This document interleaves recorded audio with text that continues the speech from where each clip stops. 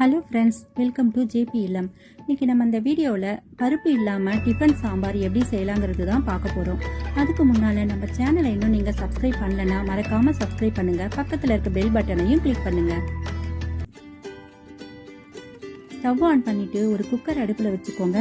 குக்கரில் கொஞ்சமாக தண்ணி ஊற்றிட்டு 1/4 கிலோ சவுச்சவு நல்லா கழுவிட்டு சின்ன சின்ன பீஸாக கட் பண்ணி போட்டுக்கோங்க. அதோடையே ஒரு பெரிய தக்காளி, ஒரு பச்சை மிளகாய், 2 பல் பூண்டு, ஒரு பெரிய வெங்காயம் இதையும் கட் பண்ணி போட்டுக்கோங்க. நான் உடைச்ச கடலையில டிஃபன் சாம்பார் எப்படி செய்யலான்னு ஒரு வீடியோ போட்டிருக்கேன். அந்த வீடியோவோட லிங்கையும் டிஸ்கிரிப்ஷன் பாக்ஸ்ல கொடுக்கறேன், நீங்க கண்டிப்பா பாருங்க. இப்போ இதுக்கு தேவையான அளவுக்கு உப்பு போட்டுட்டு குக்கரை மூடி வெயிட் போட்டு 4 விசில் வர்ற வரைக்கும் நம்ம இதை வேக வைக்க போறோம்.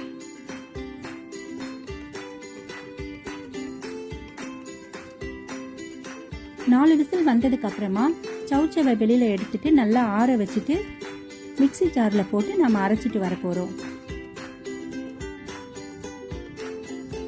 சவுச்சவ் வேக வச்ச தண்ணி மீதம் இருந்ததுன்னா அதை வேஸ்ட் பண்ணாதீங்க, நம்ம சாம்பார் வைக்கிறதுக்கு தேவைப்படும்.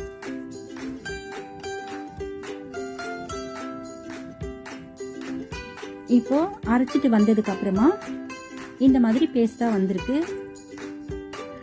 இதை வச்சுதான் நம்ம சாம்பார் பண்ண போறோம். இதே மாதிரியே நீங்க மஞ்சள் பூசணி வச்சு கூட செய்யலாம், பீர்க்கங்காய் வச்சு கூட செய்யலாம், நல்லா இருக்கும். ஸ்டவ் ஆன் பண்ணி ஒரு கடாய் வச்சுக்கோங்க. கடாய் சூடானதுக்கு அப்புறமா சாம்பார் செய்யறதுக்கு தேவையான அளவுக்கு எண்ணெய் ஊத்திக்கோங்க.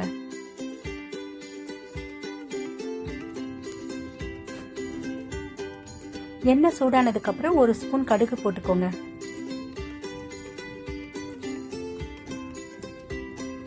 கடுகு நல்லா பொரியட்டும்.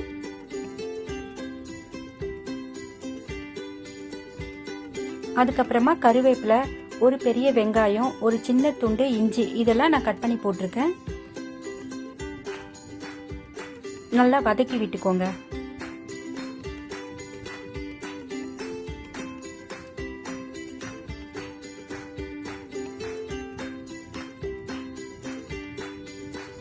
நான் உருளைக்கிழங்க வச்சு ஆலூ சீஸ் ஃப்ரை அப்படிங்கிற ஒரு ஸ்நாக்ஸ் ரெசிபி கொடுத்துருக்கேன். அதோட லிங்க் நான் டிஸ்கிரிப்ஷன்ல கொடுக்கறேன், நீங்க அதையும் பாருங்க.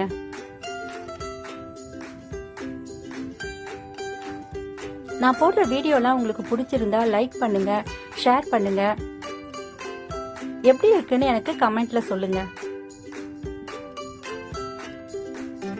இல்ல உங்களுக்கு எந்த மாதிரியான வீடியோ வேணும்னு நீங்க சொல்லுங்க, நான் அதே மாதிரி கொடுக்கறதுக்கு ட்ரை பண்றேன். இப்போ 2 காஞ்ச மிளகாய் கிள்ளி போட்டிருக்கேன். இதையும் நல்லா வதக்கி விட்டுக்கலாம். அதுக்கப்புறமா ஒரு பெரிய தக்காளியை கட் பண்ணி போட்டிருக்கேன்.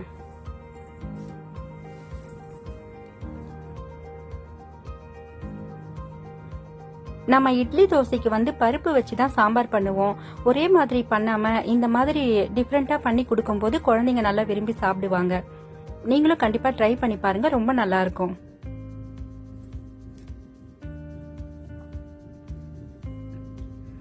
இப்போ வெங்காயம் தக்காளி எல்லாம் நல்லா வதங்கிருச்சு. 1/2 ஸ்பூன் மஞ்சத்தூள், 1/2 ஸ்பூன் பெருங்காயத்தூள்,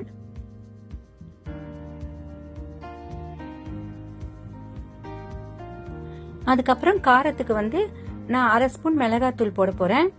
நீங்க உங்களுக்கு காரம் அதிகம் வேணும்னா நீங்க அதிகமா கூட போட்டுக்கலாம். இல்ல நீங்க மிளகாத்தூள் வேணானாக்கா நீங்க காஞ்ச மிளகாயை கூட இன்னும் 2 சேர்த்து போட்டுக்கலாம். இது எல்லாத்தையும் போட்டுட்டு எண்ணெயில நல்லா கலந்து விட்டுக்கோங்க.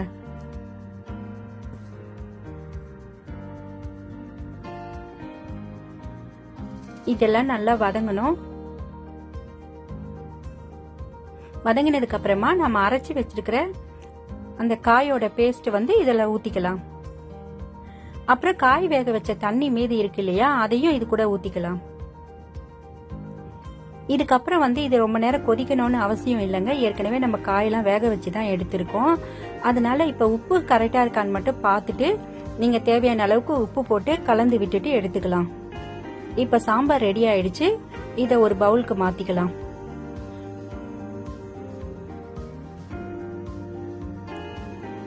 இதே மாதிரியே நீங்களும் உங்க வீட்டில் ட்ரை பண்ணி பாருங்க. இந்த வீடியோ பிடிச்சிருந்தா மறக்காம சப்ஸ்கிரைப் பண்ணுங்க.